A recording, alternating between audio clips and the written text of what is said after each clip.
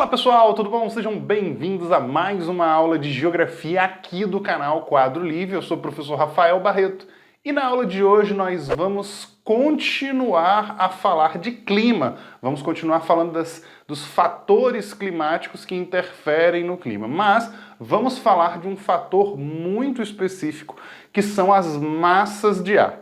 Para entender melhor essa aula, é importante que você assista a primeira aula que fala sobre fatores climáticos no Brasil. Vou deixar o link aqui no card e aqui na descrição, então vai lá, assiste essa aula e depois você volta aqui para entender melhor esse assunto. Tranquilinho? Então vamos para a aula.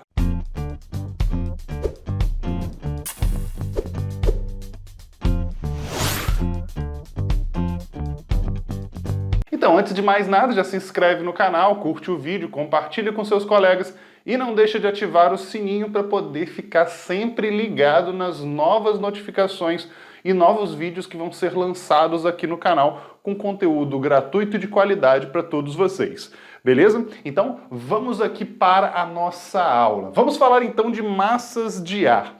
As massas de ar, pessoal, elas vão ser sempre classificadas, né, com uma nomenclatura. Rafael, mas como assim essa nomenclatura? Então, vamos entender, né? Esse deslocamento do ar na atmosfera, que nós vamos chamar de massas de ar, certo? No Brasil, existe a atuação de 5 delas. Por que eu diferencio as massas de ar? E como que eu diferencio? Eu vou diferenciar as massas de ar de acordo com as características que elas vão possuir na sua origem, ou seja, aonde essas massas de ar se formam. Nós sabemos que o ar ele se desloca normalmente de locais de alta pressão para baixa pressão, isso normalmente é um padrão, certo? E aí a gente entende o quê? Que nós vamos criar nomenclaturas para indicar as massas de ar. Rafael, e como que surge essa nomenclatura e por que eu preciso entender? Presta bastante atenção nisso. A nomenclatura ela é criada a partir do local de origem, né, da massa de ar. E com essa nomenclatura, você meio que já identifica as principais características dessa massa. Bem, vamos entender então melhor. Quando nós falamos das massas de ar que atuam no Brasil, nós vamos falar mais especificamente de 5 delas. Depois eu vou diferenciar para vocês como que elas influenciam no período de verão e de inverno. Mas vamos só identificá-las, né? Você vai ter a massa equatorial continental, massa equatorial atlântica, massa tropical continental, massa tropical atlântica e a massa polar atlântica. Então eu tenho 5 massas de ar. E aí você vai reparar que ele recebe uma nomenclatura com 3 letrinhas. Esse M minúsculo que tem aqui nessa nomenclatura é o que representa massa. Então ele vai estar em todas as nomenclaturas e ele não vai mudar em nada. Só vai identificar uma massa de ar. Tudo bem? A segunda letra, ela vai identificar a localização latitudinal da massa de ar. Como assim, Rafael? Bem, vai surgir em que área, em que zona, né, vai surgir essa massa de ar. Então, se ela está aqui próximo da linha do Equador, ela vai ser uma massa equatorial. Tudo bem? Então, ME. Se ela estiver próximo aos trópicos, ela vai ser MT, massa tropical. Se ela surgir próximo aos polos, ela vai ser MP, massa polar. Tudo bem? Rafael, e o que isso muda? Lembra quando a gente falou na aula passada que a latitude interfere na temperatura? Perfeito. Então, as massas equatoriais estão mais próximas da linha do Equador e tropicais, que também estão mais próximas da linha do Equador, elas vão ser massas quentes. Tudo bem? Massas de ar quentes.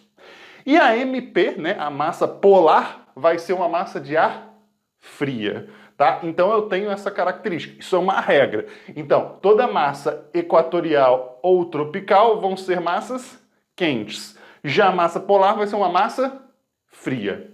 Beleza. Aí eu tenho uma terceira letra que eu vou ter nessa nomenclatura. Ela vai designar se a massa surge dentro do continente ou no oceano. Então a gente vai encontrar, por exemplo, no Brasil, o oceano que banha aqui é o Oceano Atlântico.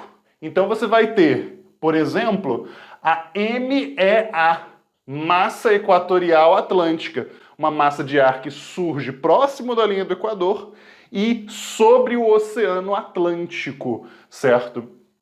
E a MEC, Massa Equatorial Continental, surge próximo da linha do Equador, porém dentro do continente, com outra característica.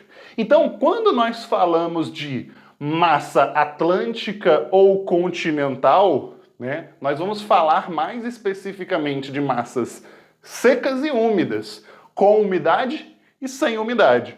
As massas que são atlânticas, elas normalmente vão ser úmidas, enquanto as massas continentais vão ser secas. Mas, lembrando, toda regra tem a sua exceção, e no Brasil nós encontramos uma exceção, que é a massa equatorial continental. Essa primeira massa equatorial continental, a gente vai reparar o seguinte, vamos lá. Ela é uma exceção. Por quê? Mesmo sendo continental, ela é uma massa úmida. Por que ela é uma massa úmida? Porque ela surge bem na região da floresta amazônica. E na floresta amazônica nós sabemos que existe um elevado processo de evapotranspiração, uma grande cobertura vegetal liberando grande volume de água na atmosfera. Esse volume de água que é liberado vai umedecer toda a massa de ar que fica ali. Então, mesmo sendo continental, ela vai ser úmida. Eu coloquei até um asterisco aqui para vocês lembrarem direitinho que é uma exceção, tudo bem? Então, vamos entender as 5. Massa equatorial continental, ela vai ser quente porque é equatorial, e nesse caso, exceção úmida, né, da exceção da continental. Surge sobre a floresta amazônica.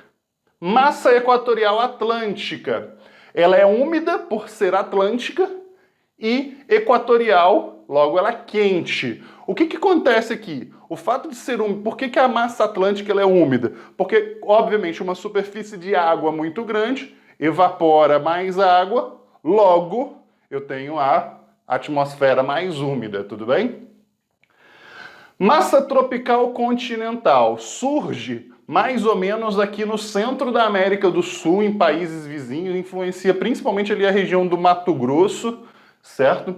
Então, é seca porque é continental, segue a regra, certo? E quente porque é tropical.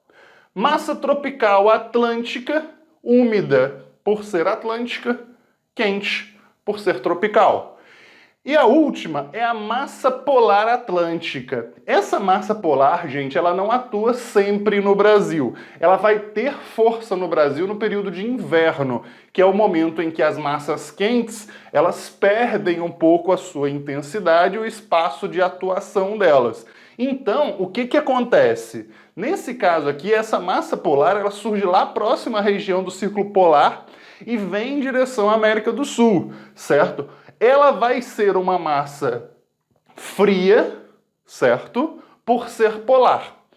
Ela é atlântica, ela surge sobre o oceano. E aí você vai virar para mim, Rafael, ela é úmida. Tudo bem, mas onde é que tem evaporação se lá é tão frio, se não evapora? Então, a umidade dessa massa de ar aqui, ela é adquirida principalmente no caminho que ela vai percorrendo. Ela vai percorrendo outras áreas de superfície oceânica que vai tendo esse nível de evaporação e carregando essa umidade. Por isso que também ela é classificada como uma massa úmida. Tudo bem? Moleza até aqui. Vamos entender então agora como que elas atuam no Brasil. Bem, nós sabemos que o período de verão e inverno são bem distintos, certo? Nós sabemos que no período de verão nós temos maior intensidade de radiação no Brasil, já que estamos mais próximos aqui da linha do Equador, certo? E no inverno, as regiões mais afastadas, principalmente, elas vão ter menor incidência de radiação, logo vão ser mais frias. Você vai parar para pensar. As massas quentes, elas têm mais intensidade no verão. enquanto a massa fria ela tem mais intensidade no inverno. O que acontece? Quando nós falamos do período de verão, massas como a massa equatorial continental, que é a massa amazônica, ela influencia quase todo o território do centro-oeste, o norte inteiro, certo? Chega ao sudeste, carregando o quê? A sua característica, umidade, leva umidade para essa região, certo?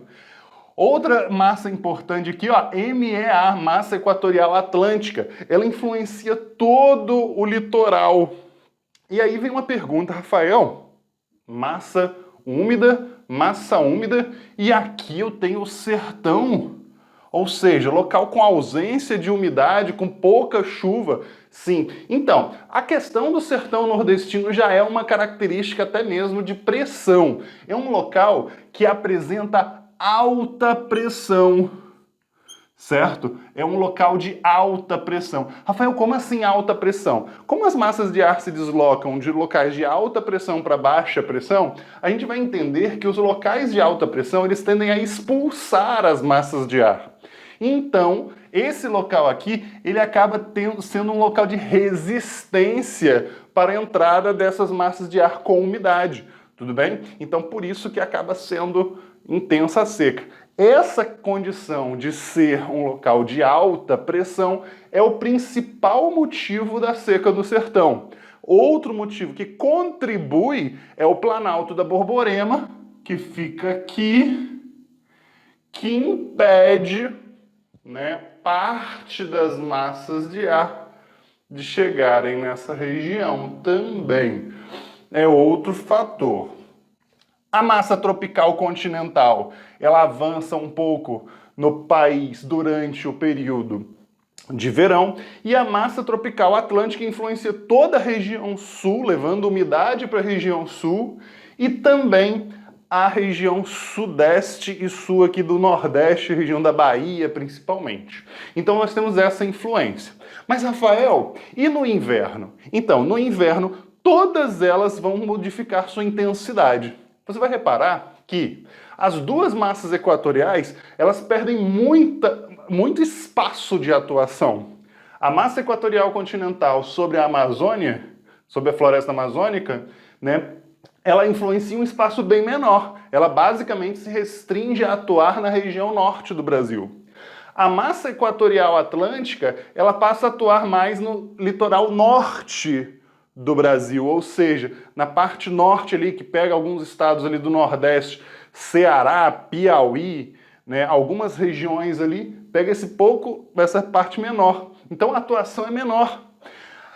A massa polar, ela empurra as massas de cima, ou seja, as massas tropicais, elas tendem a atuar mais para cima. Logo, a massa tropical continental, ela vai ficar um pouco mais tímida, ela reduz sua atuação, mas repare que a massa tropical atlântica, ela vai atuar lá no Nordeste, lá no litoral nordestino, que antes era a atuação da massa equatorial atlântica. Então você tem isso. E, por fim, você vai ter a massa polar atlântica. A massa polar atlântica, ela vai fazer o quê? Ela vai atuar em toda a região sul, gerando uma queda de temperatura considerável, e ela, muitas vezes, ela pode passar todo o território e chegar em umas regiões próximas à Amazônia, aonde vai gerar um fenômeno chamado friagem. Rafael, o que é a friagem? A friagem é um fenômeno de queda brusca de temperatura que ocorre normalmente no inverno devido à atuação da massa polar atlântica, normalmente ali na região sul, né, da floresta amazônica. Uma queda considerável de temperatura. Então é importante a gente entender que as massas de ar sempre carregam a sua característica para onde elas estão indo. Tranquilinho, pessoal? Espero que vocês tenham entendido tudo dessa aula. Qualquer dúvida, deixa no comentário e até a próxima.